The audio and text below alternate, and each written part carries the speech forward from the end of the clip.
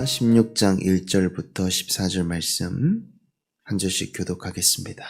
하나님의 말씀입니다. 너희는 이 땅 통치자에게 어린 양들을 들이되 셀라에서부터 광야를 지나 딸 시온산으로 보낼지니라.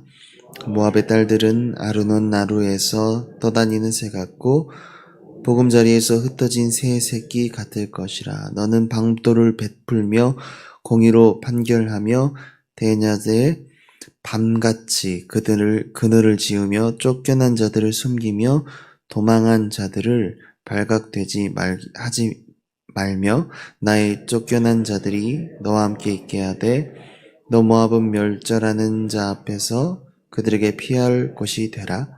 대저 토색하는 자가 망하였고 멸절하는 자가 그쳤고 압제하는 자가 이 땅에서 멸절하였으며 다윗의 장막이 임자함으로 왕위가 굳게 설 것이요 그 위에 앉을 자는 충실함으로 판결하며 정의를 구하며 공의를 신속히 행하리라.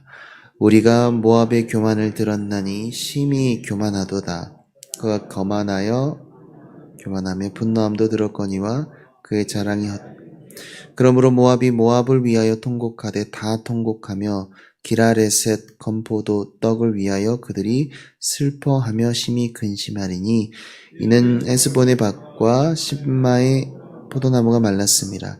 전에는 그 가지가 야셀에 미쳐 광야에 이르고 그 싹이 자라서 바다를 건넜더니 이제 열국의 주권자들이 그 좋은 가지를 꺾었다. 그러므로 내가 야셀의 울음처럼 신마의 포도나무를 위하여 울리라. 헤스본이여 엘르알레여 내 눈물로 너를 적시리니 너의 여름실과 내 농작물의 즐거운 소리가 그쳤습니다. 즐거움과 기쁨이 기름진 밭에서 떠났고 포도원에는 노래와 즐거운 소리가 없어지겠고 들에는 포도를 밟을 사람이 없으리니 이는 내가 즐거운 소리를 그치게 하였습니다.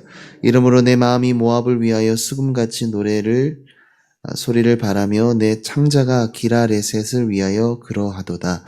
모압이 그 산당에서 피곤하도록 봉사하며 자기 성소에 나아가서 기도할지라도 소용없으리로다. 이는 여호와께서 오래전부터 모압을 들어 하신 말씀이거니와 이제 여호와께서 말씀하여 이르시되 품꾼에 정한 해와 같이 3년 내에 모압의 영화와 그 큰 무리가 능욕을 당할지라.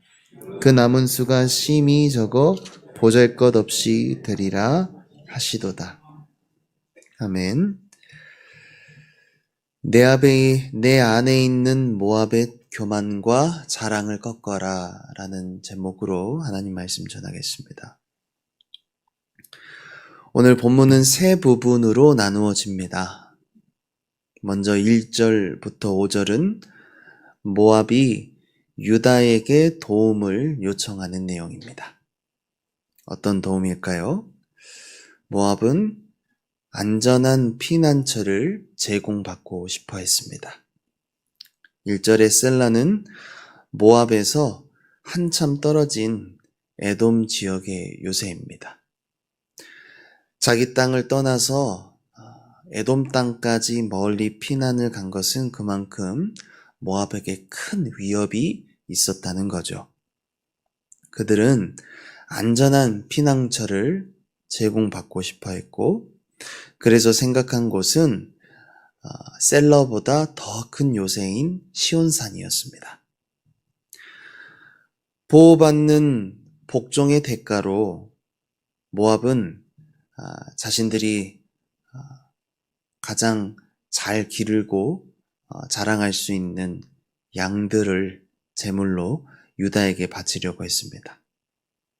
모압은 옥토가 좋아서 또 목초지가 좋아서 양을 기르기 매우 좋은 나라였고 그래서 이 양을 바친다는 건 모압에게 굉장히 합리적인 조공이었죠. 모압의 모습은 현재 둥지에서 쫓겨난 새들과 같았습니다. 본문에 나와 있는 아르논은 모압의 북쪽 경계를 이루고 있는 강을 일컫는데요.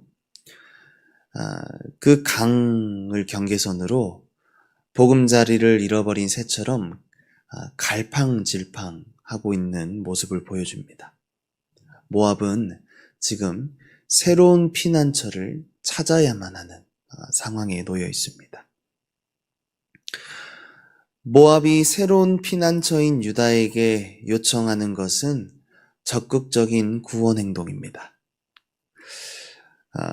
방도를 베풀며 공의로 판결하라는 것은 도움을 필요로 하는 자신들에게 적극적인 행동을 취해달라는 요청입니다. 광야의 정오에는 태양이 매우 따갑죠. 거기로부터 피할 수 있는 그림자를 제공해달라고, 그리고 압제자의 위협으로부터 자신들을 안전히 숨겨달라고 요청하고 있습니다. 본문 4절에 쫓겨난 자들은 계속해서 모압의 사람들의 입장으로 이해하시면 되겠습니다. 우리 4절을 한번 읽어보겠습니다. 나의 쫓겨난 자들이 너와 함께 있게 하되 너 모압은 멸절하는 자 앞에서 그들에게 피할 곳이 되라. 네. 유다에게 피난처를 제공받은 모압이 이제 먼저 피난을 온 모압인들이 또 다른 모압 사람들이 유다로 피난 오게 되는 것을 그려지고 있습니다. 그러니까 계속해서 이 시온 땅으로 오지 못한 다른 또 다른 모압의 피난민들이 피할 수 있도록 유다에게 도움을 요청을 해야 하는 모습인 겁니다. 적극적인 구원의 도움을 받은 모압 사람들의 반응이죠. 그런데 모압이 평안하게 되는 날이 찾아오게 될 것을 이사야 선지자는 말씀합니다. 본문을 보면 여러 번 읽어봐도 누가 누구에게 말하고 있는지 헷갈리는데요. 선지서를 기록하고 있는 이 이사야가 모압 사신의 입장으로 말하는 것으로 생각하시면 되겠습니다. 모압이 고통당하고 위협받았던 압제와 위험은 다윗 가문에서 나오는 왕을 통해서 해결될 것입니다. 지금보다 훨씬 더 안전하고 거기에는 영구적인 평안이 제공될 것입니다. 바로 이런 점에서 유다가 바라는 소망과 모압의 소망이 동일하다는 것을 알 수 있습니다. 성도 여러분, 이 사실을 오늘 우리에게 적용해 본다면 하나님은 하나님을 피난처로 삼는 자에게 안전한 요새가 되어주신다는 것입니다. 이스라엘도 광야에서 객이 되었던 시절이 있었죠. 광야 시절을 통해서 이스라엘 백성들은 하나님을 의지하는 법을 배우게 되었습니다.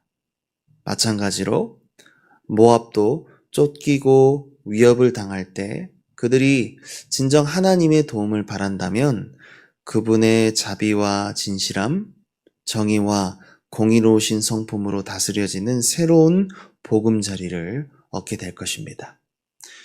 이런 이야기는 갑자기 이사야 선지서에서만 등장하는 이야기가 아니고 우리가 룻기에서 읽어보았듯이 룻도 모압 여인이었죠.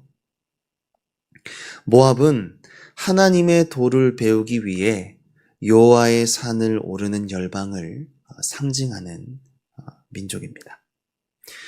이런 일을 겪기까지 모압은 과거에 어떤 모습이었을까요? 그들은 심히 교만했습니다. 그들은 자신을 과대평가했고요. 다른 사람들보다 자신들이 더 중요한 사람이라고 생각했던 민족입니다. 합당한 대우를 받아야 한다고 생각했고요. 또 생각했던 대우보다 자신들이 대우를 못 받는다고 생각하면 분노했습니다.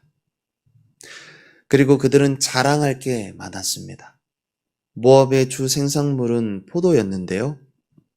특히 말린 이 건포도로 만든 빵을 우상에게 바치거나 또 자신들의 주식으로 삼아서 먹었습니다.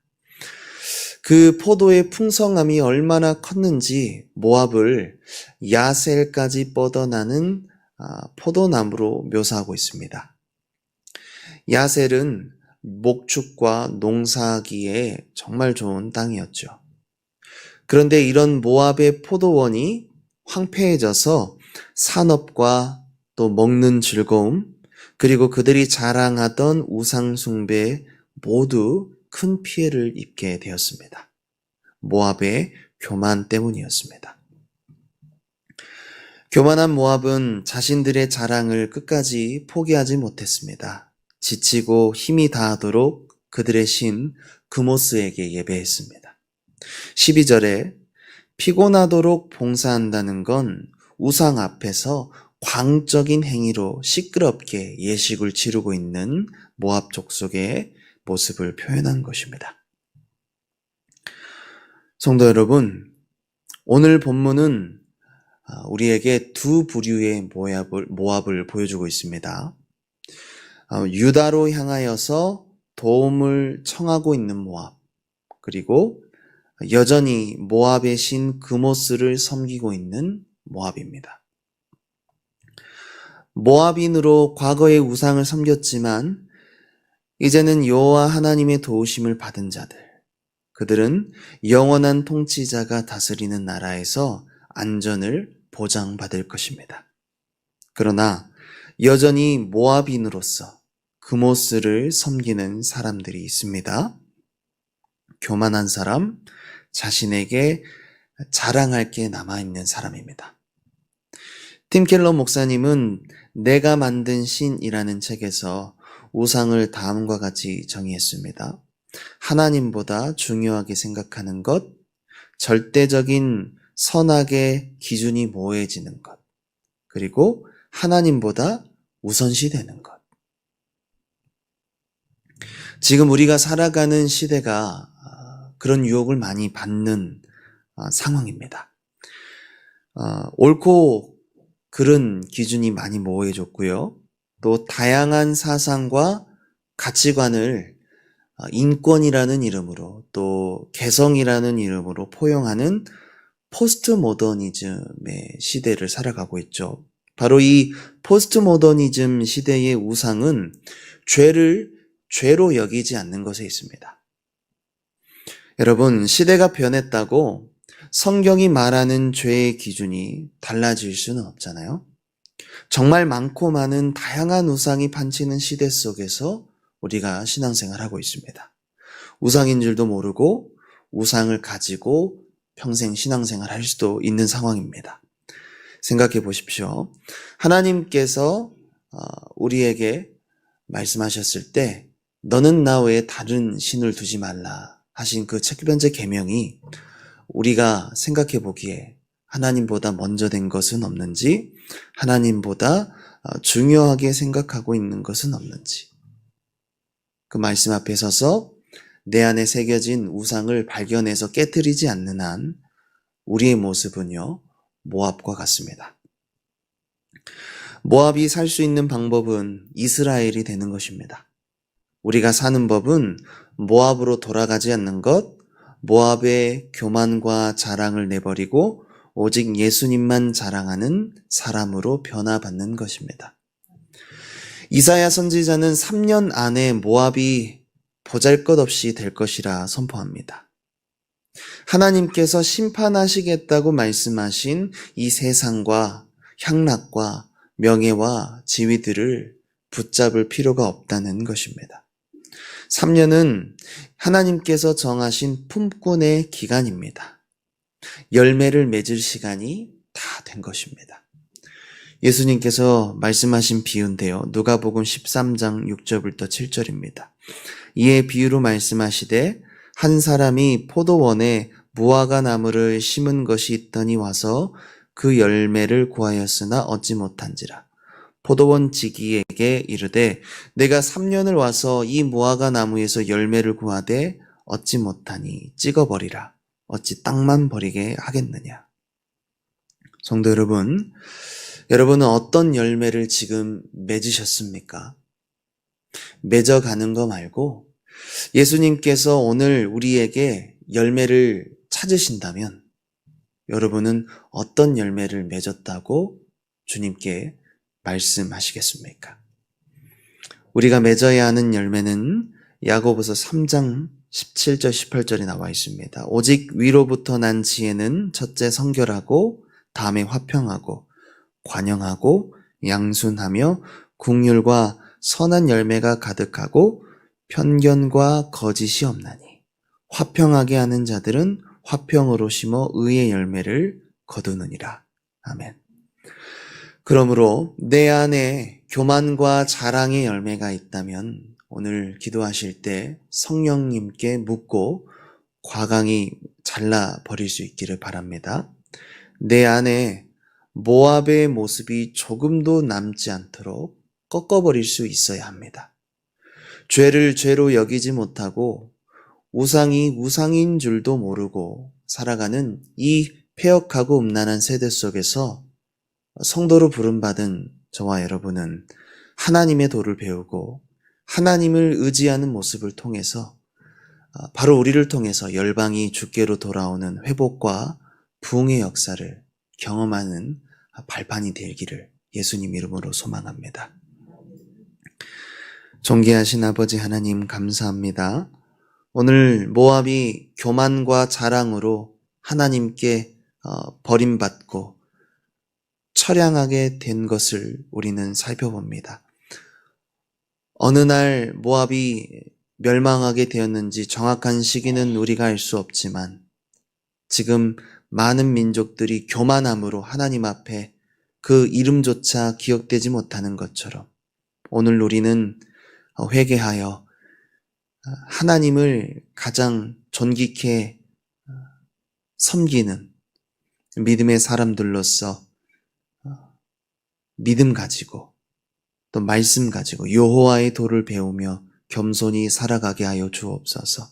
성령께서 이 시간 우리의 심령 가운데 거룩한 영으로 빛으로 불처럼 임하여 주셔서 우리 안에 하나님보다 앞세우는 것, 하나님보다 더 중요하게 생각하는 우상과 자랑이 있다면 주여 깨닫게 하시고 태워주시옵소서. 꺾어버리고 오직 예수님만 자랑하는 그리스도인 다 되게 하여 주옵소서.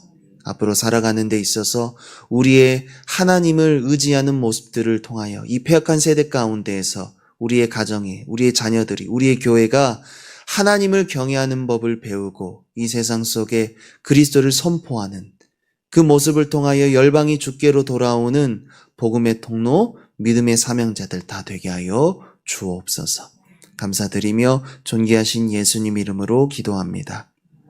하늘에 계신 우리 아버지여, 이름이 거룩히 여김을 받으시오며 나라가 임하시오며 뜻이 하늘에서 이루어진 것 같이 땅에서도 이루어지이다. 오늘 우리에게 일용할 양식을 주시옵고 우리가 우리에게 죄진 자를 사하여 준 것 같이 우리 죄를 사하여 주시옵고 우리를 시험에 들게 하지 마시옵고 다만 악에서 구하시옵소서.